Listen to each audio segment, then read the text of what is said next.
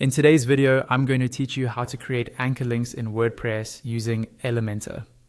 Anchor links are those links that, when you click them, smoothly scroll you down to a specific section on the same page. They're great for long pages like sales pages or FAQs because they help your visitors jump straight to the information they care about. To get started, log into your WordPress admin dashboard. On the left-hand side, you'll see the main menu. Look for the Pages option and click it. This will show you a list of all the pages on your site. Find the page where you want to add an anchor link.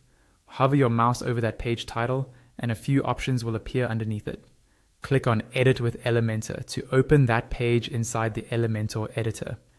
Once the Elementor editor is open, decide which section or widget you want people to jump to when they click your anchor link. This is the target of your anchor. Click on that section or widget. When you do, its settings panel will appear on the left side of the screen. At the top of that panel, you'll see different tabs. Click on the Advanced tab. Inside the Advanced settings, look for the field labeled CSS ID. In this text field, type a short, unique ID. For example, you might type pricing section or contact form. Don't use spaces. You can use hyphens if needed. Remember this ID exactly, because you'll use it in your link.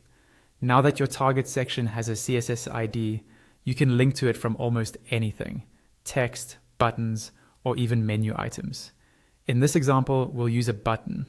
From the Elementor panel on the left, drag a button widget onto your page where you want the link to appear. Select the button so its settings show up in the left panel. In the Content tab, you'll see a field labeled Link. In that link field, type the CSS ID you created earlier, but add a hashtag sign in front of it. For example, if your CSS ID is pricing section, you would type #pricing section. Now, when someone clicks that button, the page will automatically scroll to the section or widget with that CSS ID.